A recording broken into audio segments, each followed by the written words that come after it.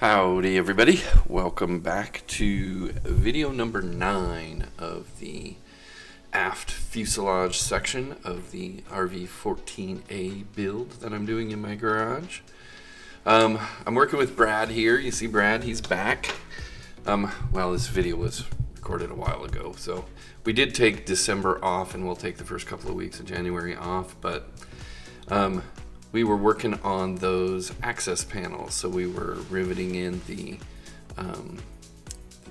extra nut plates that I bought for the flush mounted option for those rear panels there.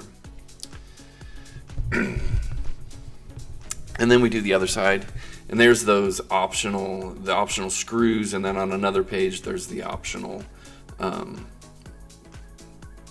nut plates that you have to buy. They don't come with the kit. Those are extra. There's Brad helping me with the light. It does get pretty tight back there. I don't know if you can tell, but there's not a whole lot of room on that top section, so it's rather difficult to get things in there. And you will see me not use the squeezer in a couple of areas because it just won't fit.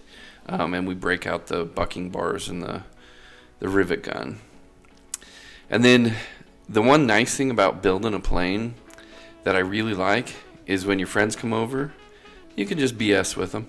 Just sit there, you talk about whatever's going on in your life and have some fun and build some friendships. It's really kind of nice.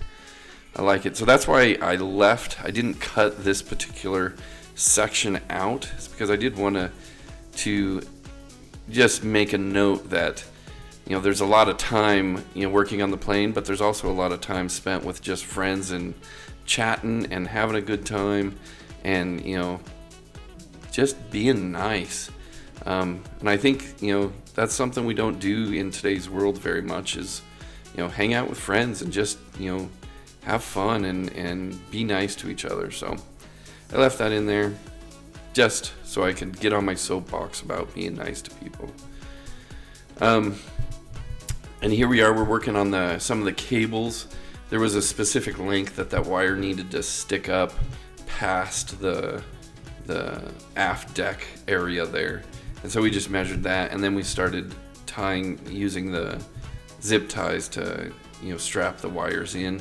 By the way, I've redone those zip ties probably 7 or 8 times. So just be aware of that you'll put them in once and think it's good, and then you'll need a little bit of extra room, so you undo them all, and then you put them back in, and then you need a little bit of extra room, or one wire needs to go one way, or one wire needs to go the other way. Just not fun. So I would highly recommend not actually cinching them down until the very end. They're not going to go anywhere unless you need them like out of the way. Like that one back wire, as it goes up the thing, it needs to kind of be out of the way, and so that one I have zero problem just cinching down and it being good, but the other ones just leave them loose. And there's the aft deck, so that's the part that'll fit on the back, and once you put that in, that back part becomes very, very rigid. And then there you can see the curved piece there on the right side of the screen. That's the first section of the top aft section of the bulkheads. So, and then we're just kind of figuring things out there. So while I have you, I will tell you a joke. So what do you call a snowman with 6-pack abs? The abominable snowman.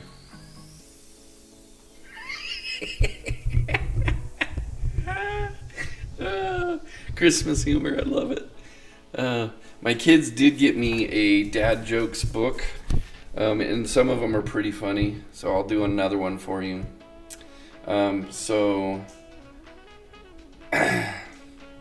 What should we do here? Let me find one. How far do burgers go in school? Through Cowlage. Some of those jokes are just dumb. But anyways, what are you gonna do? So here we go. You have to drill in that that extra brace, one of those pieces that you formed in one of the other videos, I forget which one it was. You kind of clamp it in place and then you drill the hole so it's, you know, lined up right. So that's what we're doing there. We have the aft deck all clecoed down and it's getting ready to get riveted in. And I tried to use the squeezer for most of that, but there are a couple of rivets on the aft deck where you just can't get the squeezer in there. It's not, the yoke isn't long enough, or the yoke is too long, or it can't fit in the hole. So on the aft fuselage, that rounded over part, I forget what number it was, but that bulkhead there that's at the very back, you can use the squeezer on and get it squeezed on there. Just like that, and she's done. And then you can see us there was a couple of areas when you prime the stuff, the paint kind of gets in the hole and makes the rivets fit really tight, or you can't get them in, so every once in a while you have to drill them out. It's not a big deal. And then you can see when Brad puts that light in there, you can see the wires go through that little grommet kind of in the middle of that second to last bulkhead. And that's kind of, and then they run up the side of the aft fuselage.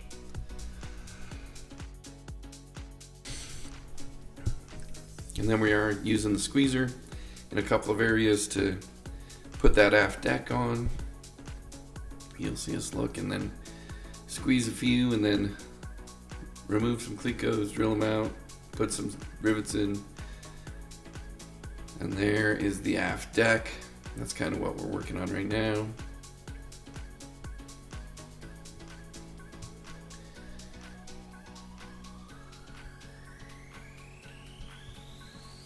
Squeezing some pieces in, making it all fit. And you'll notice those holes aren't very big, so there's not a whole lot of room to get the yoke of the squeezer in there. It's like you put them in there and it's like, okay, which angle does it fit at? Can we get those? And then there was a couple, like the ones towards the ends you could get because you could angle the squeezer the right way, but the ones right at the middle, I guess you could squeeze them if you had like the 1 inch,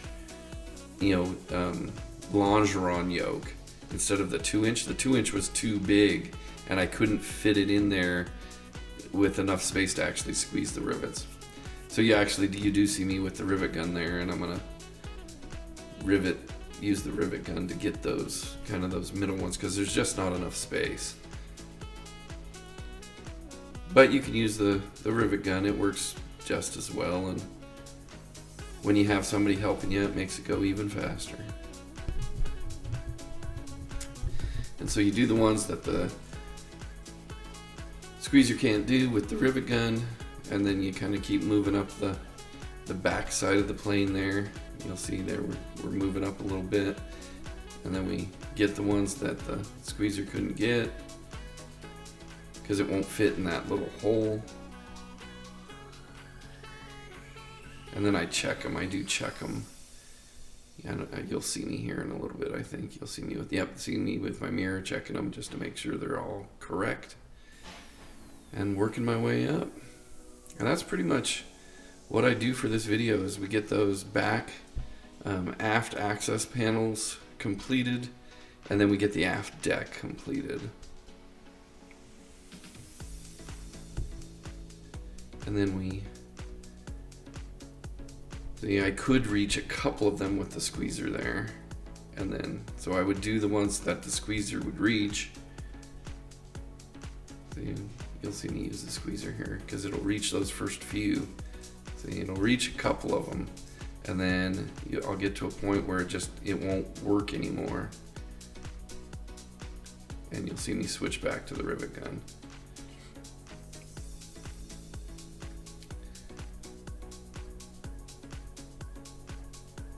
And then I think you could do all of the ones across there, but the ones on that are in where the longeron is, the squeezer won't reach if you use, you can't use the longeron yoke.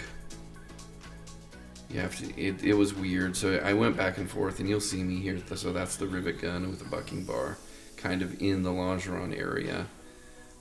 But if you have different yokes, you might be able to reach that. I'm not sure. There we go. And then doing the back part there, bucking those last few. And that's pretty much it. There is not a whole lot left. You make sure, oh, and then there is that one plastic piece that kind of fits in the aft deck. It has a little, kind of squeezes in there and locks into place. And then I wind up the wires, and that's pretty much it for the aft deck. As always, appreciate you watching. If you have any questions or comments, please feel free to leave those. And as always, make sure you're subscribed and get your friends to subscribe so I can get my 1,000 subscribers. That would be awesome. And have fun. Talk to you guys later. See ya. Bye.